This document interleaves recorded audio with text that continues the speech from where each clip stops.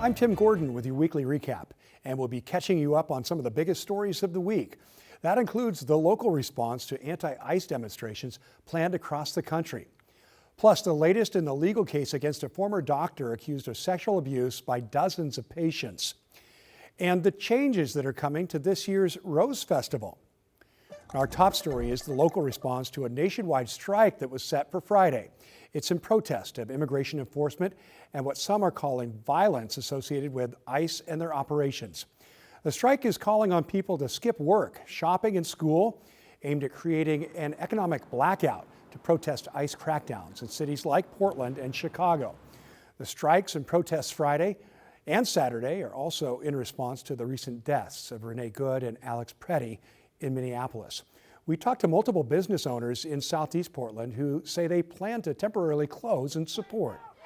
We're going to do what we can to stop this machine, to stop what's going on out into the world in whatever ways that we can. It isn't necessarily about who's wrong or right and what action it is. It's just that every single one of us is taking an action. At least half a dozen businesses in the Portland area said they would close on Friday. Others are set to stay open and donate a portion of sales to organizations supporting immigration.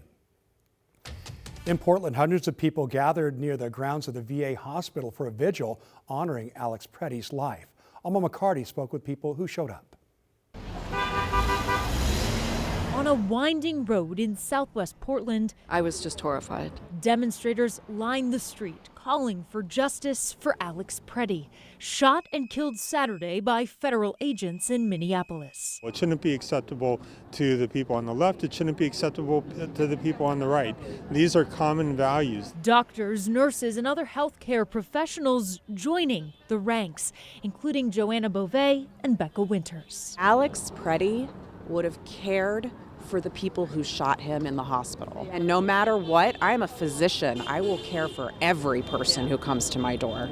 And that's what the kind of person that was murdered would do. It's devastating, it's heartbreaking, and it really truly hits home. And when you mess with one nurse, you mess with all of us. Friends, family, and colleagues of Preddy, a 37-year-old intensive care nurse at a VA hospital in Minnesota, described him as a kind-hearted soul who cared deeply for his patients, someone who wanted to make a difference. He was such a gentle man, and he was trying to help someone who'd been pushed down.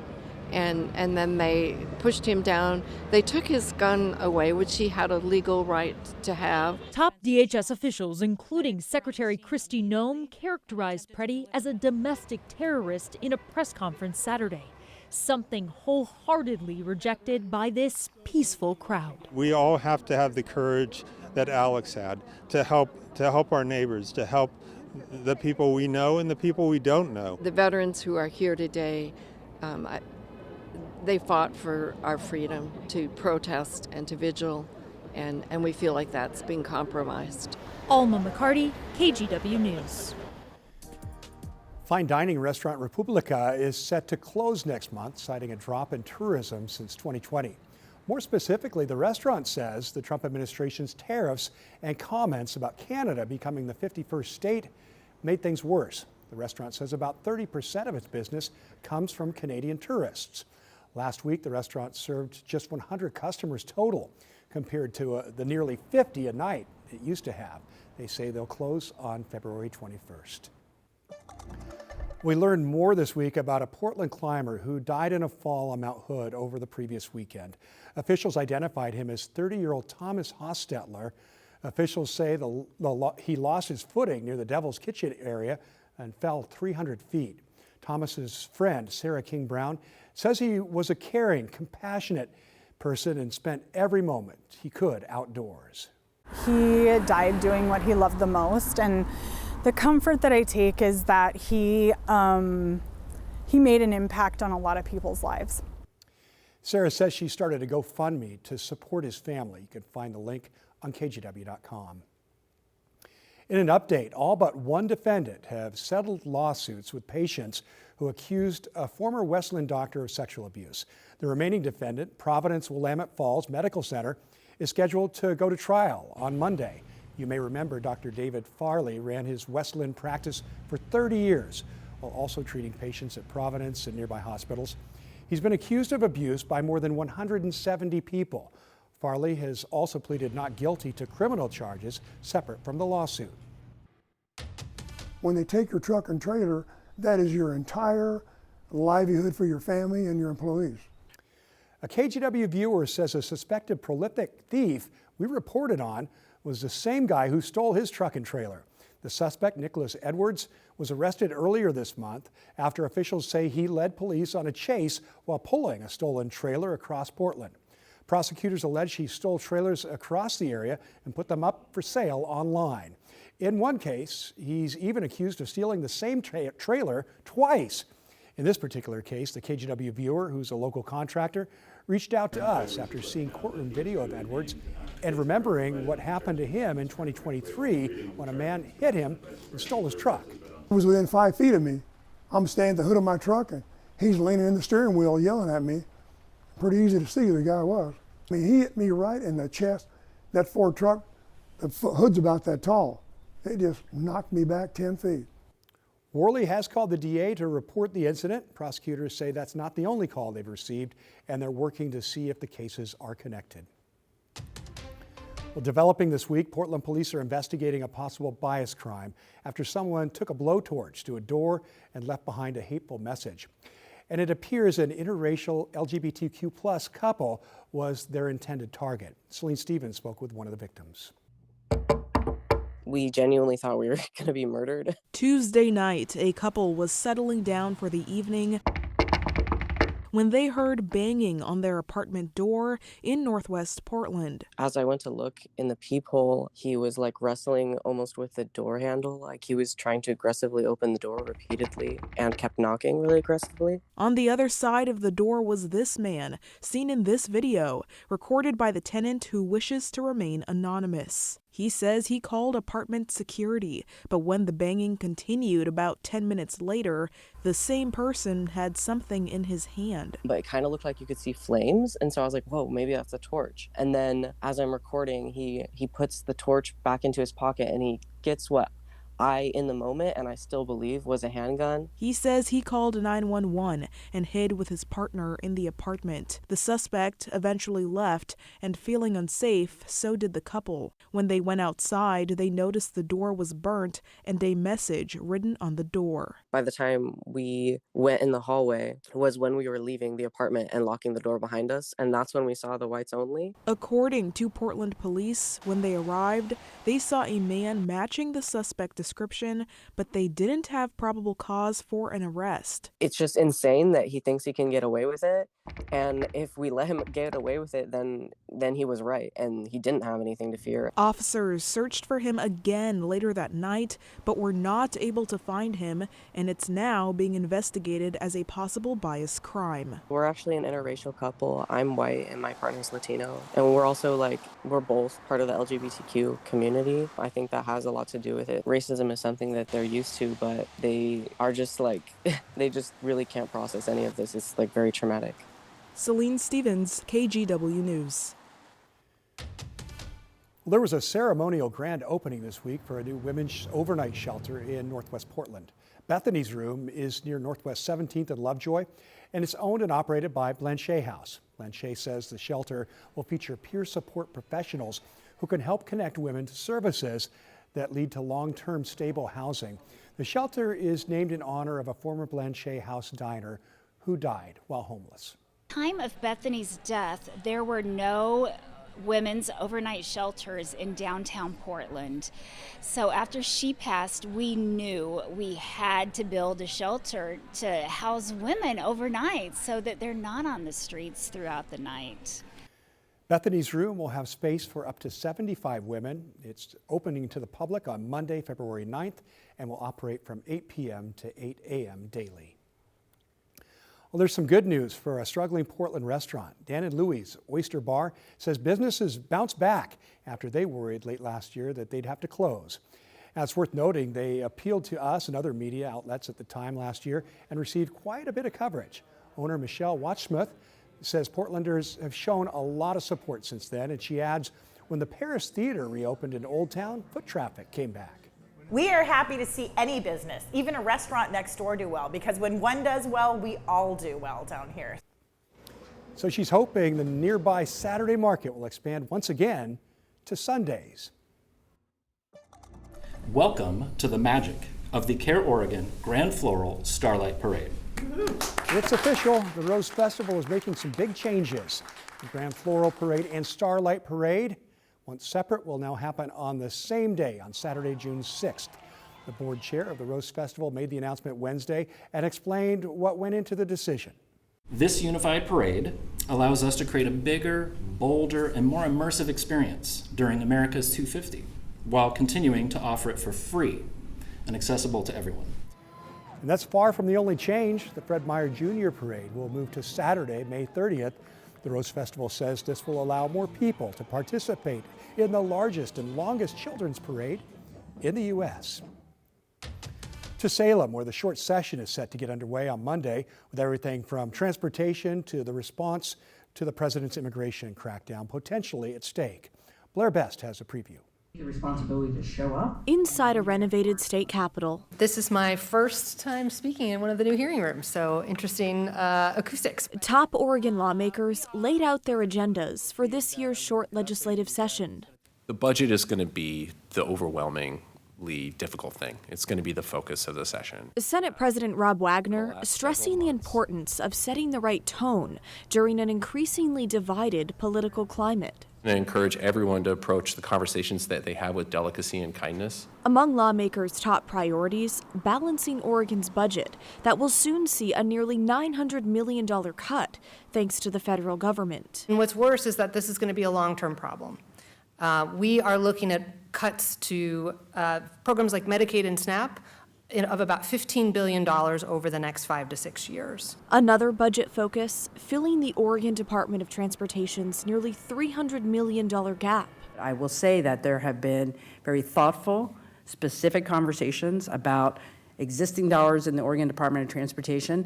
These are tough choices. We don't want any more taxes, but we can resolve the ODOT budget without raising taxes. State government should tighten its belt the same way Oregon families have been forced to do over the last few years. Lawmakers clashed on how the state should respond to the federal government's immigration enforcement tactics. And it is increasingly feeling un-American. And I think Oregonians are really concerned about what that means. But I do think that we have to shift from the fear elevating talk and really look at what's trying to be accomplished here. I do have a strongly differing opinion from the leader on what makes Oregonians safe. It's very important that we have lawful immigration enforcement that doesn't put people's lives in danger. The governor is also preparing to introduce bills related to growing the economy by creating more jobs, building more affordable housing, and cutting red tape for behavioral health workers. House Bill 4082, that is a targeted approach to creating more housing for Oregonians who are 55 and older. During multiple news conferences Wednesday, an underlying challenge emerged: how to create unity during a time of great divide. People are tense. That's outside the legislature. And I will just say, I often have conversations with Oregonians right now in the grocery store and other places. People are concerned. So there is a lot of tension. And so what I say to folks is, let's focus on what we can handle. Let's work together. And I think we can solve problems here in the state. Blair Best, KGW News. Education advocates are hoping lawmakers tackle the state's high absentee rate among students. The group Stand for Children says Oregon ranks among the worst in the nation for attendance. They're now pushing for a House bill that calls for more accurate and frequent data on student absences. Need to be able to look at it very frequently to know who is chronically absent, who's approaching being chronically absent, and then you need to do something with the data. If the bill passes, the group hopes lawmakers consider going one step further. That would be a statewide early warning system that would send alerts to parents letting them know their kids are missing a lot of class. In an update, Portland City Council passed one amendment on Wednesday as they discussed what to do with an extra $20 million in unspent funds discovered late last year. The amendment, presented by District 1 councilors, focused on rent assistance, eviction prevention, down payment assistance, and affordable housing development. While some took issue with the idea of funding new housing construction instead of more immediate solutions, councilors ended up approving the amendment. The resolution and amendment emphasizes upstream, evidence-based investments designed to prevent displacement, stabilize renters, and respond to the scale of housing instability that everyone is facing here in Portland. More changes still need to be voted on next week, and no final decision has been made on that money.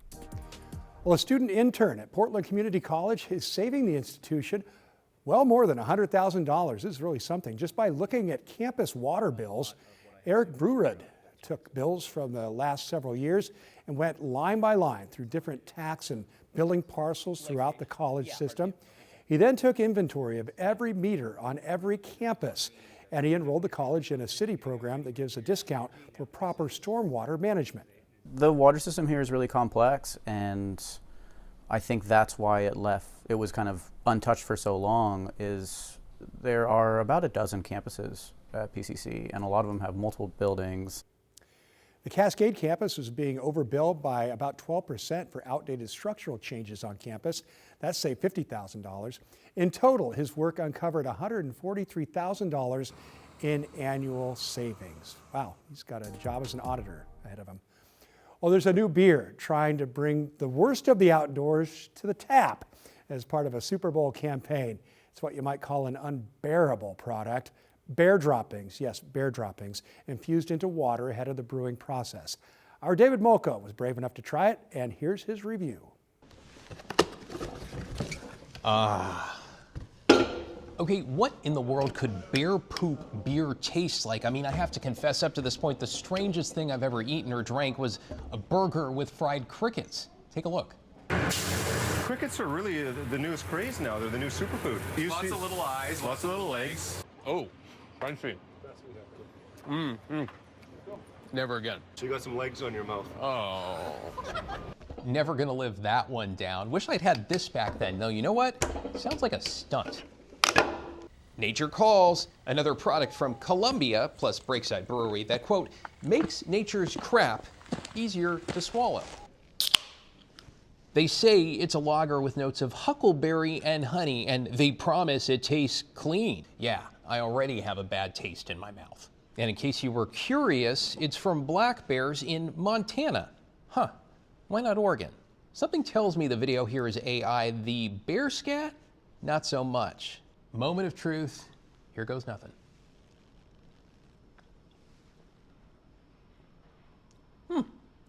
Smooth. I think I need a second opinion though. Cheers. Happy Friday from the Rose City. Not a bad forecast today. Another day of tracking one of what has been a series of weak systems this week, bringing us again some rain. Yesterday's, to my eyes, overproduced. We had 38/100ths of an inch of rain that fell in Portland, and it just kind of kept going more so than I thought. So this one is giving us some solid rain along the coast to start. We'll bring some rain into Portland before noon, and then the scattered shower threat will linger. There's actually a dry break in between systems. That's our really nice Saturday that we expect. More on that coming up. And then the final of this series of weak fronts is the curl you see right here. That would bring us some more rain starting first thing early on Sunday morning. All right, here's the way Futurecast shows it. A little wave of rain coming into Portland before noon, and that breaks into scattered showers. Modeling basically gives us generally less than 1/10 of an inch of rain. Here's our dry Saturday. This is going to be fantastic. Partly sunny skies. It's still overall a south wind flow. And we've been in the mid-50s away from the cooling of the east winds coming out of the gorge. So tomorrow we think we bump that up and perhaps hit 60. The record in Portland for Saturday is 62. So we could be right there. We're eyeing that. Then you just saw the rain picking up overnight into early Sunday morning, and then that breaks into scattered showers during the day Sunday. This does show a little instability. You see some heavier showers in the bright colors on Sunday. Weather models show, again, on average, they're giving Portland less than 1/10 of an inch of rain. This is actually one of the wetter models. This is just today, and it shows about 1/4 of an inch of rain coming into the coast. That's what will fall mainly this morning with that initial surge before that breaks into scattered showers. Overall, by the way, this will be just a wet day at pass level and a wet weekend. Tomorrow's dry, but Sunday it looks like it's primarily going to be wet at Cascade Pass level as well, as the snow levels are relatively high. That is kind of a cool look at the darker clouds moving over the summit of Mount Hood, seen from our timberline camera. It's been about 37 degrees up there at 6,000 feet this morning. And awaiting the raindrops, here's our state capitol with the cloudy skies. And that's the way Portland has looked. You can see not a ripple in the water along the Willamette. Again, light winds outside of the Columbia River Gorge, where coming into the East Multnomah County, we've had winds about 20, 25, 30 mile per hour gusts this morning. All right, so today, 50s on the west side. The initial surge of rain coming in this morning to the coast, breaking into scattered showers. Could be some traceable amounts of moisture east of the Cascades, but overall, I think it's just a cloudy day in central Oregon. Bend 54, again, Cascade passes will be dry or rain shower activity, so traveling should not be an issue. Then you've got thinning clouds out east with temperatures in the 40s. Here's our 7-day, and of course this gets you into the weekend. 53 today, if we make it. Again, the last couple of days, the cooling impact of the east wind has kept Portland shy of 50, so we'll see. 55 down in Salem. 60 for a high tomorrow, partly sunny. What a great day that's going to be.